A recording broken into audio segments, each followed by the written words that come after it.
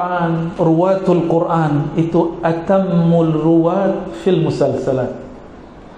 Orang yang paling sempurna meriwayatkan musalsal. Musalsal itu menirukan Nabi SAW. Itu periwayat Quran, bukan penghafalnya. Periwayat Al-Quran. Dalam membaca Al-Quran, baca A, itu harus dilihat mulut gurunya. Baca Ba, baca Ta, semuanya harus dilihat model gurunya, lalu kita tirukan. Guru itu meniru gurunya, guru kita meniru gurunya. Terus mereka meniru Rasulullah SAW. Siapa yang meniru makharijul huruf gurunya, maka titik-titik saraf yang ada di dalam itu akan menghubungkan dia kepada rasa yang diturunkan kepada Rasulullah SAW. Kalau kita makan pakai lidah, benar, pakai gigi, bisa nggak makan kalau lagi sariawan? Susah ya. Itulah filosofinya, hikmahnya. Kenapa baca Quran itu harus dengan lidah, harus dengan gigi, harus dengan rongga mulut, semuanya itu paling lengkap. Coba orang yang suka ketawa, suruh dia baca a'udzubillah, berhenti tertawanya. Jangan baca astagfirullah, nggak berhenti. Baca a'udzu, langsung hilang itu. Coba mau ketawa, a'udzu, ketutup. B, ketika dibaca B tertutup, udah hilang ketawanya. A'udzu billahi minasy syaithanir rajim. Itu pengalaman saya ketika ini di depannya ada orang ahli bikin ketawa nih. Ya, mursyid tarekat Suwek. Tarekat baru, nggak ada di zaman Rasulullah itu. Dia buat sendiri deh ya. Itu kalau orang ketawa cukup baca a'udzubillah, a'udzubillah, nanti hilang. Jadi ketika ujung lidah mengenai bagian mana di dalam, itu ada titik-titik halus di dalamnya. Oleh orang-orang kampung sini dulu, karena disebut kampung apa? Bandar Khalifah. Dulu khalifah Thariqat Naqsyabandiyah. Mereka mengajarkan 7 titik. Titik makharijul huruf lebih banyak daripada titik yang ada dalam thariqah. Maka dalam tarekat mu'tabarah, thariqah tertinggi yang nomor pertama adalah thariqatul Quran. Antum coba lihat sendiri ya, di Jamaiyah Thariqah Mu'tabarah yang nomor pertama apa? Thariqah Quran. Karena membaca itu ada zauknya. Sayyidina Umar sebelum dia Islam, dia mendengarkan itu dari adiknya. Karena kekuatan ketukan itulah Sayyidina Umar kemudian tersadarkan. Dia mencoba menirukan bacaan adiknya. Wah, ini luar biasa ini ya. Itu secara harfiah, secara zahir, bahwa thariqat makharijul huruf yang diturunkan oleh Maulana al-Imam Al-Hafiz As-Sufi, namanya Al-Jazari ya. Beliau seorang sufi, akidahnya ahli sunnah Asy'ariyah Maturidiyah. Dan beliau punya kitab lain juga tentang zikir. Allah masyhurkan dia sebagai imam thariqat makharijul huruf ya. Maka orang yang benar cara baca Qur'annya, insya Allah tidak pernah kesurupan. Kalau benar cara baca, jadi baca Al-Quran itu buka mulut ya. Buka mulutnya. Baca Quran itu ikutin polanya. A ya dibuka, I ya turun. Ini semuanya begini. Monyong baca Quran ke rumah monyong. Ya, berarti dia baca Qurannya, gurunya namanya Syekh Al-Yutubiyah. Baca Qurannya lewat YouTube, sembari berangkat kerja dia dengerin YouTube. Ya. Baik, kembali ke awal tadi. Jadi siapa ahlullah? Orang yang kenal kepada Allah, orang yang biasa dialog dengan Allah. Ada ahlud dunya. Jadi di alam semesta ini hanya 3 keluarga. Ada ahlud dunya, ada ahlul akhirah, ada ahlullah. 3 aja. Ahlul dunia, mereka adalah orang yang beramalnya, baca Qur'annya untuk dunia, baca Qur'annya untuk kesejahteraan dunia, baca Qur'annya untuk popularitas, baca Qur'annya, ngajarnya, ngafalnya untuk mengumpulkan umat, untuk dirinya, bukan untuk Allah Subhanahu wa ta'ala. Mau kaya baca Waqiah, itu ahlu dunia itu. Mau sakti baca inna batsya rabbika lasyadid, pukul, itu ahlu dunia. Pengen melet, padahal ayatnya tuh. Saya kalau saya bacain, ntar pada praktek semua. Dibacain dekat kerbau, kerbaunya yang lengket. Ahlul akhirah, siapa ahlul akhirah? Mereka tidak baca Waqiah bukan pengen kaya, tapi ingin mendapatkan darajah fil jannah, makom di surga. Itu yang Nabi katakan, ya. Alladzi yaqra'ul Qur'an wa huwa mahirun bih ma'a safaratil kiramil bararah. Itu nama malaikat. Orang yang baca Quran dan dia mahir, di riwayat lain hafizun, dalam riwayat Muslim, wa huwa hafizun lahu, dia menjaganya sehingga dia jadi mahir. Jadi hadis ini bisa digabung riwayatnya, karena dia jaga hatta yakuna mahiran, sehingga dia menjadi mahir. Kalau mahir gak terbata-bata lagi, maka Allah kirim bersama dia. Satu huruf itu ada malaikatnya. Satu huruf ada malaikatnya. Bahkan dalam basmalah itu malaikat terbanyak di Quran, itu malaikat yang mikul bismillahirrahmanirrahim. Paling banyak itu malaikat yang mikulnya. Kalau kita dibukakan mata batin oleh Allah, mungkin kita pingsan-pingsan. Maka salah satu nikmat Allah kepada kita yang lemah ini, Allah tutup hijabnya dengan hijab cahaya, hijab pahala. Itu bismillah tuh. Nah, kalau bacanya betul-betul mahirun atau hafizunlah, maka Allah bersamai dia dengan malaikat yang disebut safarah. Safarah ini malaikat utusan. Malaikat utusan, safarah artinya utusan, yang bersafar untuk membersamai orang ini.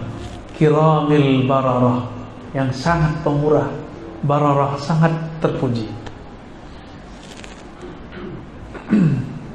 Ini ahlul akhirah. Ahlul, biasanya anak-anak, orang-orang muda, orang baru hijrah dengar hadis ini dia semangat baca Quran, karena ingin bersama dengan malaikat. Ada yang gak puas, saya gak cukup dengan malaikat, saya ingin bersama dengan yang menurunkan Al-Quran. Itulah wabil haqqi nazal. Al-haq itu Allah Subhanahu wa ta'ala.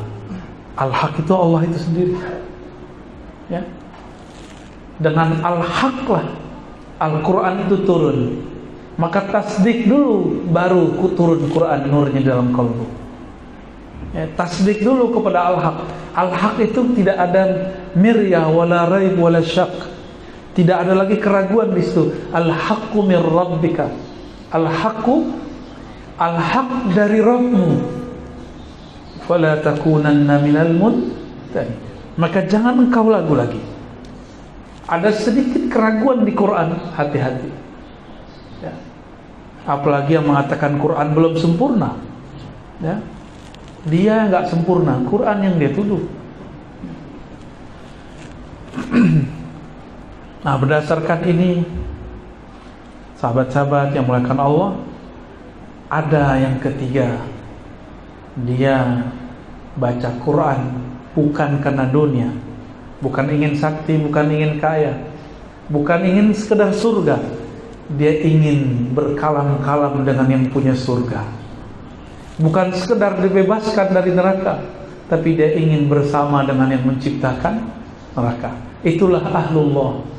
Sehingga mereka ada yang berkata, ya Rob, seandainya engkau memasukkan kami dalam neraka-Mu, tidak masalah, yang penting engkau ridho kepada kami. Kalau Allah ridho mungkin gak masuk neraka? Gak mungkin ya. Nah, itulah mereka ahlullah wa khasatuh. Maka mereka ini setiap kali bertemu nama Allah di dalam Al-Quran pasti bergetar. Wajilat qulubuhum, pasti ada getaran di qalbunya. Gak mungkin gak ada getaran di dalam qalbunya. Tapi jika getaran itu sudah kuat, sudah biasa, maka qalbunya akan tenang. Tsumma talinu juluduhum wa qulubuhum ila dzikrillah. Surat Az-Zumar, ya. Al-Quran yang Allah turunkan itu membuat kita bulu roma kita berdiri, jantung kita berdebar. Tapi kalau sudah dekat, awal-awal ketemu deg-degan, tahu deg-degan, berdesir. Awal-awal dulu Ustadz Thohir jatuh cinta, berdesir nggak Ustadz? Terasa ya, kayak mau copot jantung. Saya nggak bisa balas pantunnya beliau. Nanti Ustadz Thohir aja yang balas ya. Walaupun lahir di tanah Minang, tapi sudah nggak dapat cara berpantun, ya. Lidah sudah keluh. Tapi saya senang sekali dengarnya, kayak masuk ke alam mana itu. Tahun-tahun berapa gitu dulu ya. Itu baru pantun Melayu. Gimana Al-Quran? Lebih indah lagi. Indahnya bukan main. Hatta Nabi SAW yuhibbu ayasma' min ghairi. Nabi itu juga senang mendengar dari selainnya. Dipanggillah Ubay, penghafal Al-Quran, turun ke Nabi, diturunkan ke Ubay. Apa kata Nabi kepada Ubay bin Ka'ab radhiyallahu ta'ala anhu? Wahai Ubay, ikra, bacakan kepadaku. Apa kata Ubay? Ya Rasulullah, apakah aku membacakan kepada engkau sedangkan Quran turun kepada engkau? Masyhur hadisnya, hadis Sahih Bukhari. Lalu Nabi mengatakan sallallahu alaihi wasallam, Allah memerintahkanmu untuk membacakannya kepadaku di satu redaksi.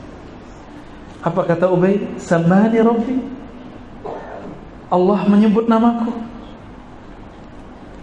Karena Ubay ahlullah, dia kekasih Allah, disebut nama dia oleh kekasihnya, maka dia bergetar.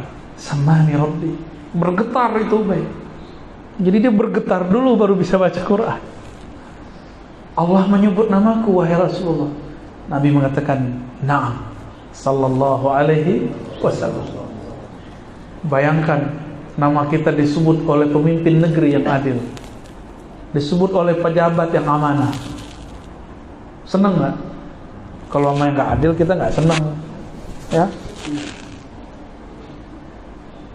Kawan saya mantan pejabat, mantan, diundang oleh menteri untuk sholat id di sampingnya. Itu jadi bahan cerita dia. Senangnya bukan main. Aku masih disebut oleh Pak Menteri, Bu Menteri. Itu baru yang nyebut, yang undang siapa? Menteri. Bagaimana jika yang menyebut, yang mengundang, yang memerintah langsung pemilik alam semesta ini? Maka Ubay namanya terkenal tidak hanya di bumi, namanya harum sampai ke langit, bahkan sampai ke arasnya Allah Subhanahu wa ta'ala. Maka Nabi hanya seperti Ubay lah yang pantas membacakan Quran ke Nabi sallallahu alaihi wasallam. Maka dibacakan oleh Ubay. Di saat itulah Ubay, ya, membaca di depan Nabi. Itu awalnya, itu disebut rabitah, membaca Quran di hadapan guru, supaya lenyaplah memandang guru. Yang dipandang adalah Sang Maha Guru, Allah Subhanahu wa ta'ala. Itulah yang disebut ahlullah. Jika dia baca Quran seakan-akan dia di hadapan Rasulullah sallallahu alaihi wasallam. Tapi kan kita tidak bertemu Rasulullah, maka perlu berguru. Ingat kita baca depan guru, nanti rasa itu akan Allah turunkan, Allah naikkan sampai kepada baginda Rasulullah sallallahu alaihi wasallam. Dari Rasulullah lenyaplah semua itu. Wa ma baqiya illallah, yang tersisa rasa itu, pandang itu hanya Allah Subhanahu wa taala. Baru orang ini yakhiruna sujada, dia dibacakan Quran, dia tersungkur sujud karena saat itu yang terpandang dalam dirinya cuma Allah Subhanahu wa taala. Ya. Maka para asatidz, PR kita masih banyak mau jadi ahlullah. Ya, jangan-jangan kita baca Quran masih karena ada jamaah. Suaranya disudes-sudeskan supaya besok diajak umroh bareng. Ya. Suaranya dimatrut-matrutkan, ntar matrut jadinya. Tahu matrut? Ditolak. Suaranya diafasi-afasikan, ya, misyari-misyarikan. Udahlah, bacalah Quran dengan bahasa kita, dengan suara kita. Suara yang indah itu bukan suara fulan. Sayyidina Abu Bakar As-Siddiq disebut oleh Rasulullah, suruh dia jadi Quran, jadi imam salat baca Quran. Sayyidina Abu Bakar, apakah dia aqra dalam artian ahsanuhum sautan? La. Apakah dia orang yang paling bagus suaranya? Tidak. Tapi kok disuruh Abu Bakar jadi imam? Karena setiap kali dia baca bismillah, dia bergetar takut, merasa hadir yang punya nama. Dengan nama Allah, nama tidak pernah pisah dari yang punya nama. Itulah rasa yang muncul pada Sayyidina Abu Bakar. Maka baru dia takbir Allahu Akbar, suaranya langsung hilang. Takbir naik, salat sempurna. Wusul dia kepada Allah Subhanahu wa taala. Maka dia baca Quran, suaranya seperti orang menangis, terisak-isak. Awal saya dulu selesai suluk 40 hari, saya baca Al-Fatihah, baru bismillah saya nggak sanggup. Baru paham, oh ini baru secercah, setitik rasa Abu Bakar As-Siddiq radhiyallahu taala anhu. Kita mau pindah ke Ar-Rahman, itu sudah nggak sanggup. Betapa besar dan beratnya nama itu. Sekarang orang jadikan untuk musabaqah, boleh, tapi niatnya harus benar. Malah dijadikan bahan berdebat. Itu orang yang berdebat dengan ini nggak mengerti rahasia asma-asma di dalamnya. Maka PR kita banyak, Bu, ya, para asatidz, supaya menjadi ahlullah, ya. Jadi oleh-olehnya 3 itu: ahlud dunya, ahlul akhirah, ahlullah. Kita ahlu Quran yang mana? Quran yang ahlu dunya, orang baca Quran yang dia ahlul akhirah, suka cari-cari pahala, atau ahlullah, ya. Tinggal dipilih, mau dapat dunia dengan Quran, mau dapat surga dengan Quran, atau ingin bersama yang punya surga dengan Al-Quran. Semoga kita dihantarkan kepada yang ketiga. Itulah ahlullah wa khassah, ya. Kif yakfi? Insyaallah fi as'ilah. Baik, fadhal istifsarat, fadhal.